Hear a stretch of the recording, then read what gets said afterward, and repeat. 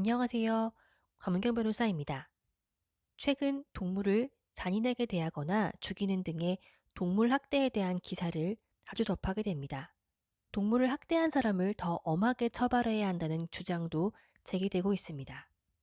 동물보호법에서는 동물 학대 행위를 규정하면서 이를 금지하고 있는데요. 우선 동물보호법 제8조 1항은 동물을 잔인한 방법으로 죽음에 이르게 하거나 노상 등 공개된 장소에서 죽이거나 같은 종류의 다른 동물이 보는 앞에서 죽음에 이르게 하는 행위, 고의로 사료 또는 물을 주지 않으냐 하는 행위로 동물을 죽음에 이르게 하는 행위를 금지하고 있습니다. 이를 위반하면 현행법상으로 3년 이하의 징역 또는 3천만 원 이하의 벌금이라는 처벌을 받을 수 있습니다.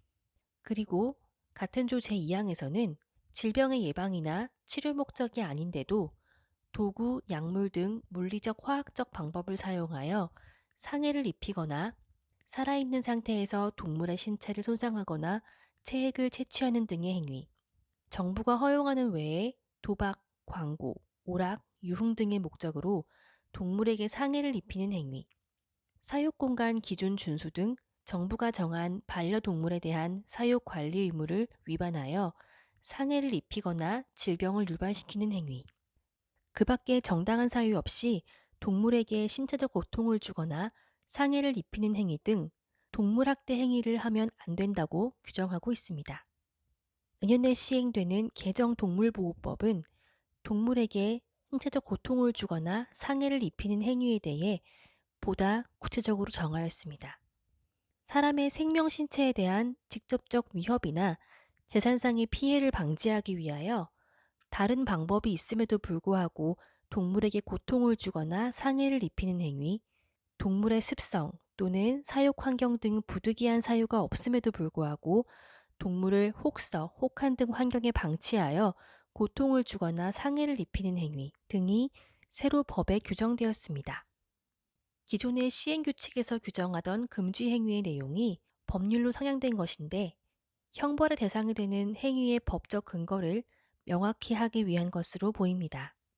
같은 조 제3항은 유실, 유기동물을 포획하여 판매하거나 죽이는 행위, 판매하거나 죽일 목적으로 포획하는 행위 등을 금지하고 있습니다. 위에서 말씀드린 제2항과 제3항을 위반하여 동물 학대 행위 등을 한 경우에는 2년 이하의 징역 또는 2천만 원 이하의 벌금이라는 처벌을 받을 수 있습니다. 개정된 법률에서는 동물 학대 행위에 대한 처벌이 보다 구체화되었습니다.